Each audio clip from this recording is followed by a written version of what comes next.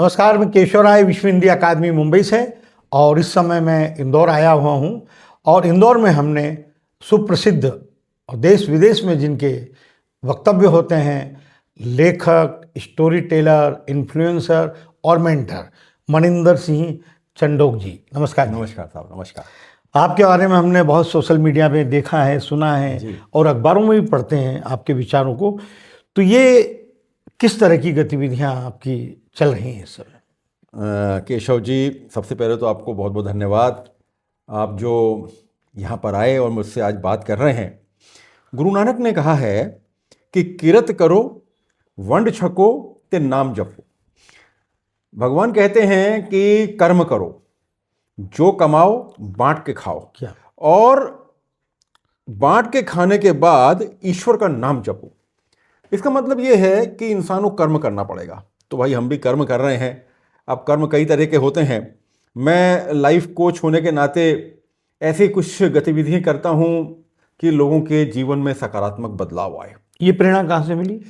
ये प्रेरणा मुझे मिली, मेरा जीवन पिछले 45 वर्षों से मैं फील्ड पे हूँ और अपने व्यापार के सिलसिले से मैं देश विदेश जाता हूँ। मैंने ज़िंदगी को, इंसानियत को बहुत करीब से देखा है और कई बार मेरे को ऐसा लगा कि मनुष्य जो है बड़ा ही निरीह प्राणी है और बहुत ही सच्चा प्राणी है।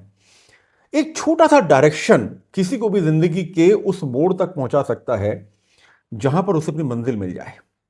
वो एक छोटा सा मोड़ देने का प्रयास करता हूं मैं चाहता हूं कि मनुष्य अपने आप को एग्जामिन करे, अनुशासन अपनाए और अनुशासन में रह के अपना जीवन जिए। अच्छा, आपने भी बहुत ही गरीबी से आज आप स्थापित हुए हैं, व्यापार स्थापित हुआ है, वक्ता के रूप में आपका देश विदेश में नाम है, आप आमंत्रित हुए। तो जो लोगों को आए दिन समस्या होती है, बच्चों को होती है, माता पिता को होती है, शिक्षक को भी होती है जी। और हर समाज में रहने वाला जो व्यक्ति अपना जीवन चला रहा है, कहीं ना कहीं वो जूझता रहता है, परेशान होता है। कभी कभी कोई बुरा निर्णय ले लेता है, आत्महत्या कर लेते हैं। वैसे भी आप जब केस पढ़ते हैं तो उनको भी आप संदेश देते हैं। किस तरह के ये कुछ अनुभव बताएं? देखिए, जहाँ तक बात यह है कि हमें मुश्किलें आती हैं, दिक्कतें आती हैं। विंस्टन चर्चिल साहब ने एक बहुत अच्छी चीज़ बोली है। उन्होंने कहा है कि मनुष्य वो है जिसे कठिनाइयाँ आएं, जिसे कठिनाइयाँ नहीं आएंगी वो तो मरा हुआ है, वो तो ख़त्म है। तो ज़िंदगी में कठिनाइयाँ तो आती हैं, पर आज की जो कठिनाइयाँ आ रही हैं मेन वो आ रही हैं, हम सोशल मीडिया को लेके, हम इस मोबाइल को लेके बहुत ज़्यादा आतंकित हैं। हर व्यक्ति कहता है कि ये मोबाइल बेकार है, इसे फेंक दो, इससे दूर रहो। जबकि मैं कहता हूँ कि मनुष्यता का जो सबसे बड़ा आविष्कार यदि कोई है तो ये मोबाइल है। आप सोचिए कि इस इंस्ट्रूमेंट के सहारे आप देश विदेश से जुड़े हैं, पर हर चीज़ के कुछ अपने पहलू होते हैं, कुछ सकारात्मक होते हैं, कुछ नकारात्मक होते हैं। हमें सकारात्मक पहलुओं पर ध्यान देकर इसका उपयोग करना चाहिए। आज परिवार के अंदर माँ अपने बच्चे से परेशान है, शिक्षक अपने स्टूडेंट से परेशान है, पिता बेटे को कहता है कि तू मोबाइल पे लगा रहता पूरे दिन, बेटी को कहता है कि तेरे उसे मोबाइल से ही संतुष्टि मिलती है। तो इन सब बातों को जब हम देखते हैं तो मैं एक संदेश ये देना चाहता हूं कि हमें मोबाइल के सकारात्मक पहलुओं पर ध्यान देना चाहिए।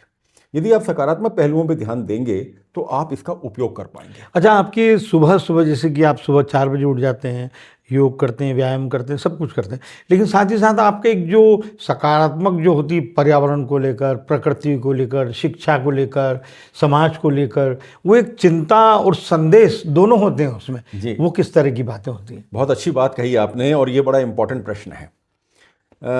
ईश्वर की दया से मैं शुरू से ही करीब 4-5 बजे उठता रहा हूँ। पिछले 45 वर्षों से मेरा ये रूटीन चल रहा है।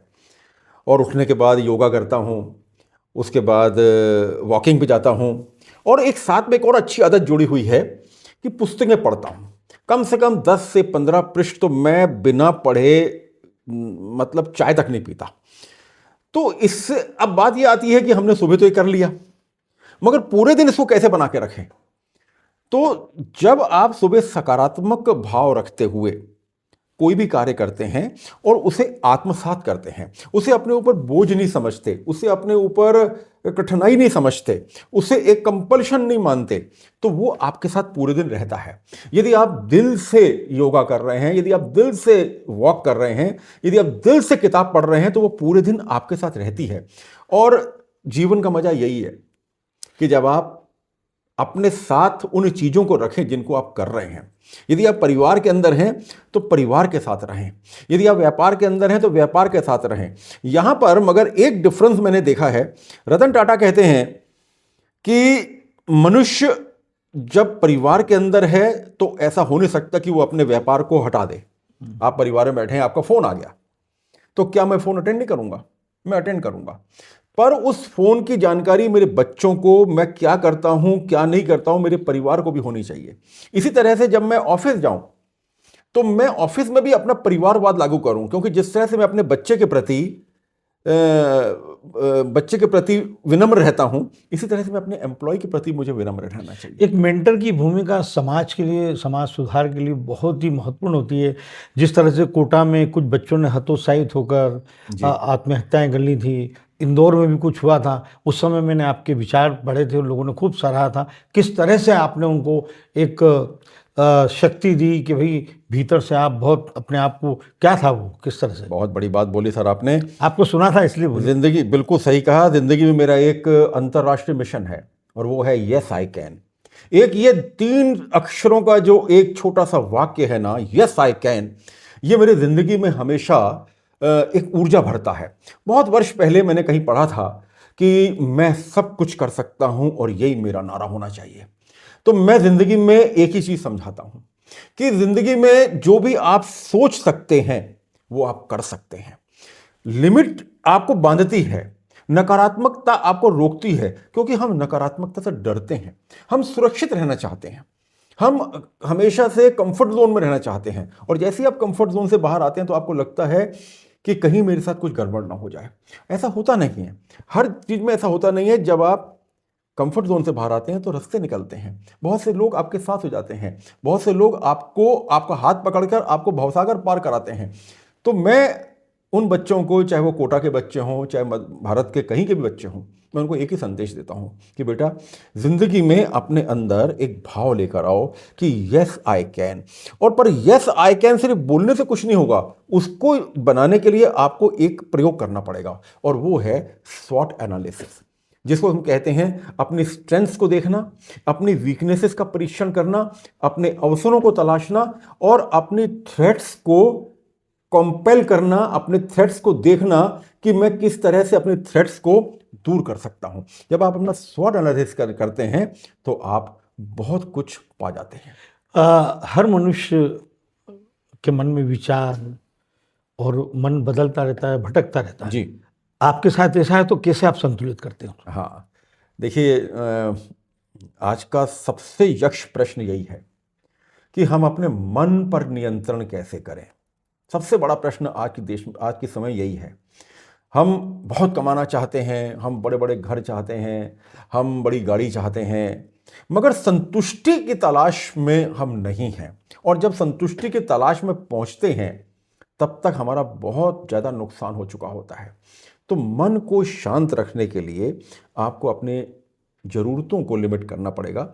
आपको अपने आप को ये कोच करना पड़ेगा कि ज़िंदगी में जो मुझे मिला है, जो मेरे पास है, जो मेरे पास ईश्वर ने दिया है, वे मुझे अपनी ऊर्जा से बहुत अधिक प्राप्त हुआ है।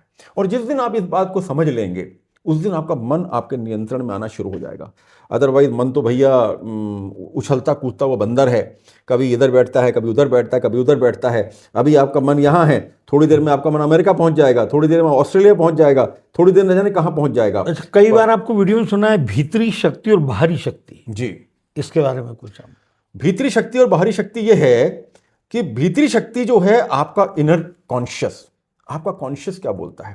मेरा कॉन्शियस ये बोलता है कि मैं ईमानदारी से व्यापार करूं, पर यदि मान लीजिए किसी कारणवश मुझे कहीं पर कोई कॉम्प्रोमाइज़ करना पड़ा, मैं कर तो लेता हूं मगर बाद में मेरा मन अशांत हो जाता है। क्या बात, ये बहुत मेरा मन अशांत हो जाता है। मैं अपने आप को पहले से समझा के रखूं कि मैं ये नहीं करूंगा, नहीं तो मेरा मन अशांत हो जाएगा।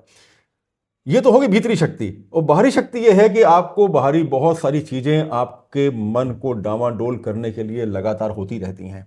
मेरे एक मित्र बोलते हैं, अरे यार तुम तो छोटी गाड़ी में चलते हो, बड़ी क्यों नहीं ले लेते? मैं बड़ी गाड़ी इमीडिएट ले लूँ, पर जिस समय उसकी किस्तें देने की बारी आती है या उसको निभाने की बारी आती है तो फिर मैं विचलित होता हूँ और तब मेरा वहाँ मन अशांत होता है। तो भीतरी शक्ति और बाहरी शक्ति के बीच में सामंजस्य स्थापित जब आप करते हैं तब आपका मन स्थिर होता है। जी, इसमें इच्छा शक्ति और आत्मविश्वास, यस, इसके बारे में कुछ? वाह, बहुत अच्छा प्रश्न पूछा आपने, बहुत अच्छा प्रश्न पूछा आपने केशव जी।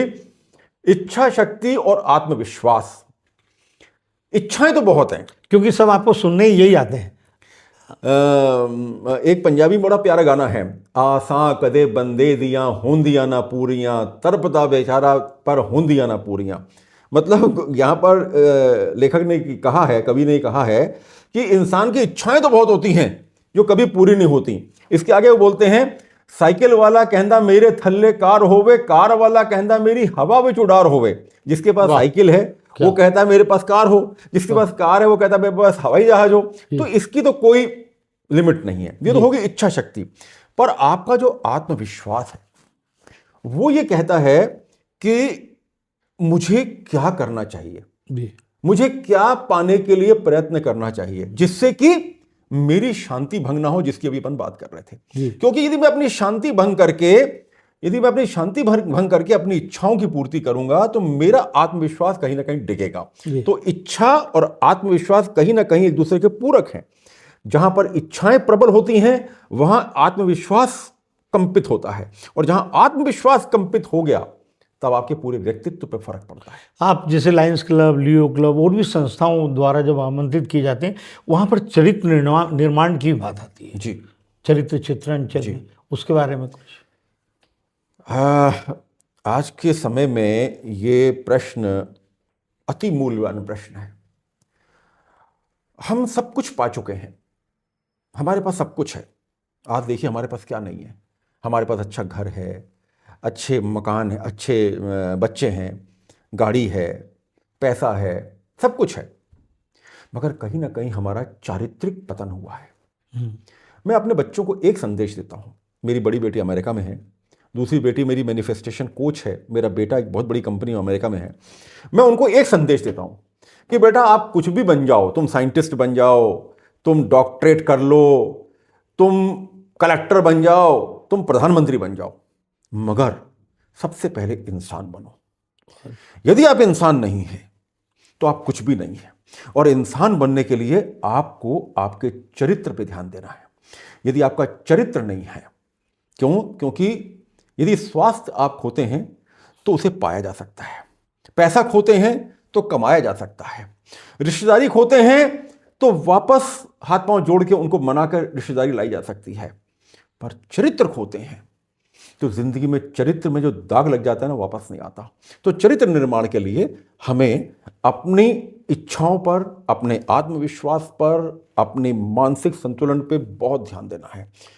इन दिनों आजकल शादियों में भी बहुत दरारें पड़ रही हैं, कई तलाक हो जाते हैं, और अभी तो हाल ही में इंदौर में ये सुना है कि सगाई होने के बाद भी टूटी हैं शादी। जी जी जी, बिल्कुल सही कहा आपने सर। तो वो क्या? ये सिर्फ मिसअंडरस्टैंडिंग्स हमारी जो हैं। एक समय था जब विवाह संस्था, रादर एक समय है, ऐसा नहीं है, था, विवाह संस्था को एक पवित्र संस्था मानते हैं। उसमें पति पत्नी एक दूसरे के प्रति समर्पित होते हैं। पति अपनी पत्नी को हर तरह की सुरक्षा देने, उसे एक नाम देने, उसके प्रति अपनी हर तरह की आदर इज्जत देता है। पत्नी के मन में पति परमेश्वर होता है। वे उसे पाँव छूती है, उसका करवा चौथ का व्रत हम करते हैं, करवा चौथ मनाते हैं। पत्नी अपने पति का पाँव छूती है और उसके पाँव की धूल को अपने चेहरे पे लगाती है, अपने सर पे लगाती है, माथे पे लगाती है। इसका मतलब ये नहीं है कि पत्नी कहीं पति से दबी हुई है या पति को नहीं मानती है। इसका मतलब सिर्फ ये है कि हम उस संस्था से बंधे हुए हैं, विवाह संस्था से, और उस विवाह संस्था के अंदर हम एक दूसरे के पूरक हैं। पर आज आ गया है कंपटीशन। आज पति भी नौकरी कर रहा है, पत्नी भी नौकरी कर रही है। दोनों एक दूसरे के खिलाफ जब खड़े हो जाते हैं तो इस तरह की टकराव आते हैं। यहां पर मेरा एक संदेश है कि जिंदगी बहुत छोटी है। आपने कुछ ना कुछ कर्म किए हैं कि ईश्वर ने आप दोनों को साथ में लेकर आए हैं। ईश्वर ने आपकी जोड़ी बनाई है। इस जोड़ी को बना के रखने के लिए आपको कहीं ना कहीं एक दूसरे के प्रति त्याग जरूर करने पड़ेंगे। कभी पति गर्म होता है, गर्म हो जाता है मिजाज में, तो पत्नी को सोचना चाहिए भाई आज बोलने दो पति को, यार ठीक है मैं बाद में बात करूंगी। और जब पत्नी को कभी लगता है कि पत्नी गुस्से में है, तो पति को थोड़ा सा सहना चाहिए। जब तक हमारे बीच में सहनशीलता नहीं आएगी तब तक हम आगे नहीं बढ़ जाएंगे। जिस तरह से कोई बीमार हो जाता है तो वो डॉक्टर के पास जाता है जी, लेकिन जब आत्मिक, मानसिक और रिश्तों में कुछ ऐसी चोट या ऐसा आघात पहुंचता है तो माता पिता भी आप जैसे मेंटरों के पास आती है। तो कई बार जब बच्चे, जब आप कोई हमने सुना है कि बच्चे शिक्षित हो जाना, बड़े बड़े पद पर चढ़ जाना, जैसे अभी आपने कहा था, लेकिन उसको जीवन का ज्ञान उससे बड़ा, शिक्षा से बड़ा होता है, क्योंकि वो माता पिता पढ़ाते हैं, बच्चे विदेश में चले जाते हैं और वो माता पिता फिर वृद्धाश्रम में होते हैं। तो ऐसे भी आपके पास कई बार केशव जी चर्चा सुनी हमने। बिल्कुल सही कहा आपने। तो उस तरह से मैं इसमें बहुत बड़ा दोष या बहुत बड़ा रोल माता पिता का मानता हूं। बच्चे जिस समय छोटे होते हैं, जब उनका विकास हो रहा होता है, जब वे बचपन से निकलकर यौवन की तरफ बढ़ते हैं, तो माता पिता का बहुत बड़ा एक कर्तव्य है कि वो बच्चों को समय दें, बच्चों के साथ बात करें। यदि बच्चे उनके साथ बात नहीं करते हैं, यदि उनके साथ अपने मन नहीं खोलते हैं, यदि उनके साथ अपने प्लस माइनस पॉइंट शेयर नहीं करते हैं, तो आप माता पिता के रूप में हार गए। मेरा यह कहना है कि यदि बच्चे आपको अपना मित्र नहीं माने, हमारे सामने भी ऐसी कई घटनाएं घटी हैं। एक मेरे मित्र हैं, उनके बेटे से कोई गलती हो गई, पर वो उसमें इतने गट्स थे कि वो अपने पिता के साथ उसने उसको शेयर किया। और मैं पिता को धन्यवाद दूंगा, पिता ने उस पूरी चीज को सुना और उसके साथ मित्रवत व्यवहार करके उसमें करेक्शन किया।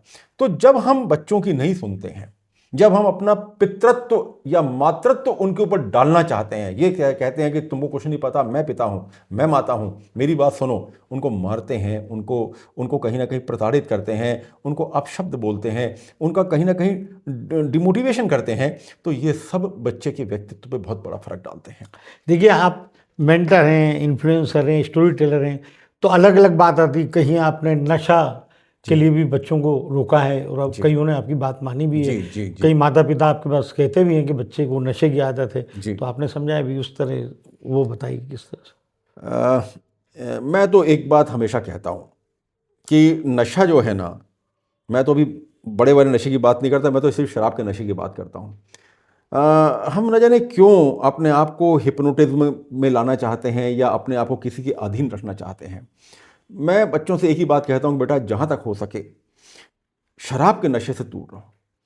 शराब के नशे के अलावा और भी कई नशे हैं। सिगरेट बहुत ज़्यादा, सिगरेट नशा है, इस मोबाइल का नशा है, सिगरेट का नशा है, किसी को हमेशा बाहर बहुत तेज गाड़ी चलाने का नशा है, बहुत तेज गाड़ी चलाते हैं। आप देखिए कितने एक्सीडेंट हो रहे हैं केशव जी।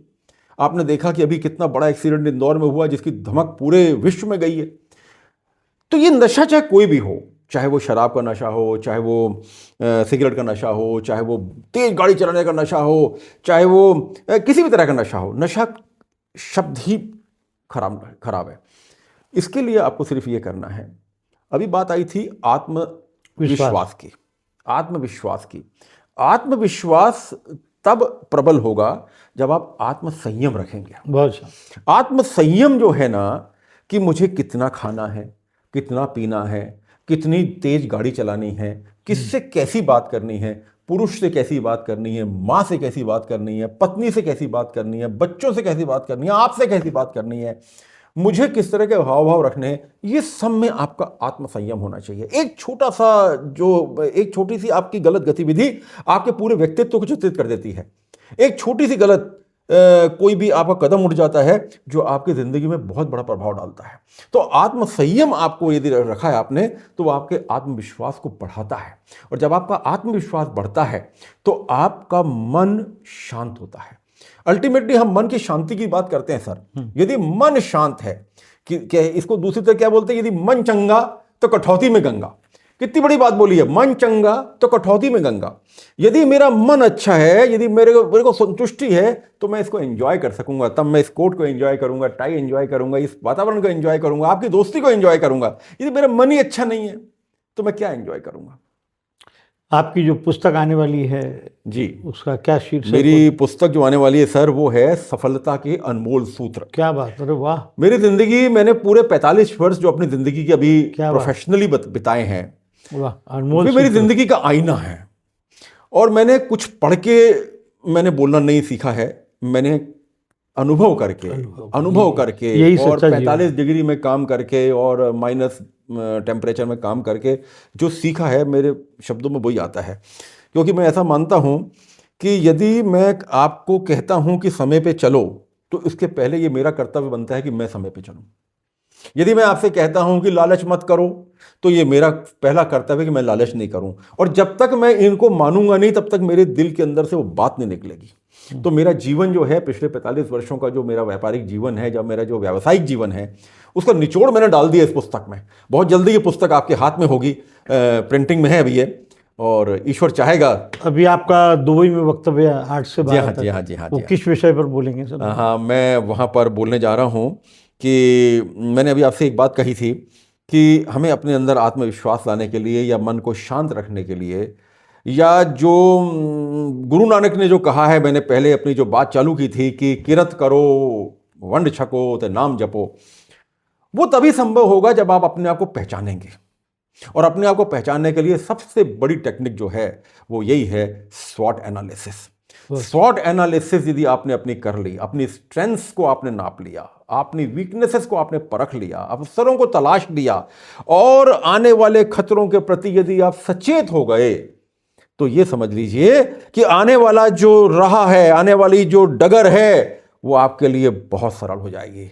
नहीं तो फिर कांटे तो बिछे हुए हैं साहब। सर, आप एक स्थापित व्यापारी हैं, उसके अलावा इतना समय निकालना, ये कैसे संभव है? समय प्रबंधन। मैंने आपसे कहा कि ज़िंदगी में अभी मैं कुछ दिन पहले एक लेक्चर ले रहा था, यही प्रश्न मुझे एक ने पूछा वहाँ पर कि सर आप कैसे समय निकालते हैं, और इसका एक ही बेस्ट आंसर है, एक ही, और वो है समय प्रबंधन। आप कहेंगे आप सब समय प्रबंधन कैसे करें? बहुत सारे काम रहते हैं हमको, घर से राशन भी लेने जाना है, बच्चों को स्कूल छोड़ने भी जाना है, पत्नी के लिए पत्नी कपड़े प्रेस भी करा के लेकर आने हैं, और फिर ऑफिस में काम करना है, बॉस की झिड़की सुननी है, सब कुछ करना है। समय प्रबंधन के लिए आपके अंदर एक आर्ट होना चाहिए, डेलीगेशन का। डेलीगेशन एक बहुत ही ब्रॉड शब्द है। यदि आप किसी भी कार्य को डेलीगेट करते हैं, मैं तो ऐसा कहता हूं कि जो कार्य आप डेलीगेट कर सकते हैं वो आपको डेलीगेट कर देना चाहिए। बच्चों को स्कूल छोड़ना है, यदि आप उसके लिए ऑटो लगा सकते हैं, बस लगा सकते हैं, तो लगा देनी चाहिए, आप फ्री हो जाते हैं। यदि आप पत्नी के कपड़े प्रेस कराने हैं, यदि आपने किसी प्रेस वाले से बात कर ली, वो आके कपड़े ले जाता है, छोड़ जाता है, तो आपको कर देना चाहिए। आपके घर पे आपके पास स्टाफ है, आपके ऑफिस में, यदि वो स्टाफ कार्य कर सकता है, तो आपको उस पर विश्वास करना चाहिए, उसको सारे काम, कई काम उसको सुपुर्द करने देने चाहिए। तो जब आप डेलीगेट करते हैं तो आपका समय प्रबंधन बहुत अच्छा होता है। आप अकेले काम करते हैं तो आप 24 घंटे काम करते हैं मान लीजिए, या 12 घंटे काम करते हैं, पर जब आप 2 लोग साथ में काम करते हैं तो आपके लिए वही 12 घंटे 24 घंटे बन जाते हैं। जब 3 लोग काम करते हैं तो वही 24 घंटे 36 घंटे बन जाते हैं। तो आपको ये आना चाहिए कि मैं अपने काम किससे से डेलीगेट करूं और दूसरों से करवाऊं, तो जाके आप समय प्रबंधन कर पाएंगे। और मेरे जैसे मैं व्यापार भी कर लूंगा और वीडियो भी बना लूंगा। और आपके स्वयं के अध्ययन में साहित्य और सिनेमा का कितना योगदान? वाह वाह वाह वाह, बहुत अच्छी बात बोली सर आपने। साहित्य का तो मैं कीड़ा हूं, और कालजयी साहित्य सब ये देख लीजिए आप कितना, पढ़ने का मुझे बहुत शौक है। मैं फेरोशियस रीडर, पढ़ने का मुझे बहुत शौक है। पढ़ने के बारे में आपको एक बात बताऊं कि मेरी ज़िंदगी में मैंने ट्रैवल बहुत किया है जी। मैं गोवा की एक कंपनी में था, तो जबलपुर से या इंदौर से मैं जब निकलता था गोवा जाने के लिए, तो 36 घंटे लगते थे। उस समय इतनी फास्ट ट्रेनें नहीं थी। आप यहाँ से बॉम्बे जाओ, बॉम्बे से बस लो, या यहाँ से मेरठ जाओ, मेरठ से छोटी ट्रेन लो, ऐसा होता था। तो बड़ी बोरियत होती थी। हमारे दोस्त बड़े परेशान होते थे कि अरे यार कितनी लंबी जर्नी, पर मुझे कभी ऐसा नहीं लगा। क्यों? क्योंकि मेरे साथ जो मेरा सबसे बेहतरीन साथी होता था वो होता था, और वो कौन? पुस्तक। पुस्तक जब तक मेरे साथ है, मैं प्रण करके बैठता था ट्रेन में कि मैं आज 300 पेज की पुस्तक लेके बैठा हूं, गोवा पहुंचते पहुंचते तक इस पुस्तक को पढ़ लूंगा। वाह वाह, ये तो हो गई बात पुस्तक की, पढ़ने की। रही बात सिनेमा की, मैं ऐसा मानता हूं कि सिनेमा उन चीजों को आपके सामने घटित करता है जो चीजें कभी आप सिर्फ सोचते हैं। उस डायरेक्टर को, उस प्रोड्यूसर को नमस्कार करता हूं जो पता नहीं किन भावनाओं को इतना सुंदर पिरोकर आपके सामने प्रस्तुत करता है। आप इससे बहुत सी शिक्षाएं ले सकते हैं। ऐसे कई पिक्चरें हैं, ऐसी कई फिल्म हैं, मैं कभी फिर इनका जिक्र करूंगा, जिनसे मैंने बहुत कुछ सीखा है। अंतिम प्रश्न है, मनिंदर सिंह चंदो स्वयं अपने भीतर देखते हैं, अपने आप से बात करते हैं, तो क्या संतुष्टि होती है और कुछ होता है कि अभी ये करना है, ये करना है, वो बाकी क्या, किस तरह की जो भीतर चलता रहता है आपका? यहां पर मैं 2 चीज बोलना चाहूंगा। जी, पहली बात तो ये बोलना चाहूंगा कि मैं 100% संतुष्ट हूं। क्या? मैं जहां तक पहुंचा हूं बहुत अच्छा पहुंचा हूं। मैं जो था, मैं अपने अंबानी साहब से तुलना अब नहीं लोगों करूंगा। को पहुंचाना है। यस, मैं अंबानी साहब से मैं तुलना नहीं करूंगा, मैं किसी से अपनी तुलना नहीं करूंगा। मैं तुलना करूंगा तो अपन स्वयं से करूंगा, मैं क्या था और आज क्या हूं। पर आप कहेंगे साहब यदि आप संतुष्ट हो गए तो ही तो आप ये समाज को कुछ दे रहे हैं। नहीं, अब आप कहेंगे यदि आप संतुष्ट हो गए तो फिर आप सेचुरेट हो गए, अब आपको कुछ पाने की नहीं, तमन्ना नहीं व्यापार है। में संतुष्ट हो गए, हाँ, विचारों नहीं, में थोड़ी नहीं, हुए। मैं यहाँ बताना चाहता जी। हूं, मैं ये बताना चाहता हूं कि मैं संतुष्ट ये हुआ हूं कि मैं संतुष्ट हूं कि मैं जो कर रहा हूं वो सही कर रहा हूं। मैं इसको जितना आगे बढ़ाता जाऊंगा, मैं जितने लोगों की जिंदगी चेंज करता जाऊंगा, मैं जितने लोगों की जिंदगी में एक सकारात्मक परिवर्तन लाना चाहूंगा, मैं उतना और अधिक संतुष्ट होता जाऊंगा। तो मेरी राह तो संतुष्टि की राह है, मैं तो संतुष्ट होता जाऊंगा, मैं तो संतुष्ट होता चला जाऊंगा, मुझे कोई दिक्कत नहीं है इसमें। बिल्कुल बिल्कुल। ये बस अंतिम प्रश्न एक और, क्योंकि आपने बात की स्वास्थ्य को लेकर, जी। जब स्वस्थ रहेगा आदमी, स्वास्थ्य को लेकर भी आपके कई जब अस्पतालों में हमने देखा है, डॉक्टरों से बातचीत होती जी है जी जी। अरे साहब, स्वास्थ्य के तो मैं क्या बोलूं आपको, यदि स्वास्थ्य नहीं है तो जिंदगी की हर शय फीकी है। उसके लिए क्या करते हैं लोग? उसके लिए संयम और आपका अनुशासन। मैं सुबह 10:30 बजे खाना खा लेता हूँ और शाम को 6 बजे खाना खा लेता हूँ। अभी मैं खाना खा के बैठा हूँ, अभी 4-5 घंटे मेरे पास हैं। अभी 6 बजे मैंने खाना खा लिया, उसके बाद 4 घंटे मेरे पास हैं। 10 बजे 10:30 बजे तक मैं सो जाऊँगा। तो जब आप अपने आप को संयमित कर लेते हैं, जब रात बेरात आप खाते हैं, 11 बजे 12 बजे आप खा के सोते हैं, तो सोचिए आप कितना अत्याचार अपने पेट, क्योंकि यही बात की जब बच्चे, आपके दोस्तों के बच्चे 2-2 बजे सोते हैं तो आप समझाते हैं उनको। मैं यही समझाता हूं साहब कि जिंदगी में अपने स्वास्थ्य पे सबसे पहले ध्यान दीजिए। और स्वास्थ्य पे ध्यान देने के 4 फैक्टर, सबसे पहले मानसिक स्वास्थ्य, फिर शारीरिक स्वास्थ्य, फिर आत्मिक स्वास्थ्य, क्या बात है, और फिर सामाजिक स्वास्थ्य। वाह, यदि ये 4 स्वास्थ्य पे आपने ध्यान दे दिया, यदि मैं स्वस्थ हूं और आपके साथ अस्वस्थता से बात कर रहा हूं तो मैं अस्वस्थ हूं। क्या बात, यदि मैं स्वस्थ हूं अच्छा, पर मेरे मन के अंदर द्वेष चल रहा है तो मैं अस्वस्थ हूं। यदि मैं स्वस्थ हूं पर मैं गलत खाना खा रहा हूं तो मैं अस्वस्थ हूं। और यदि मैं बौद्धिक रूप से स्वस्थ नहीं हूं तो मैं अस्वस्थ हूं। क्या, वाह वाह, धन्यवाद सर, धन्यवाद, बहुत अच्छी बातचीत हुई, धन्यवाद। बहुत बहुत धन्यवाद आपका सर।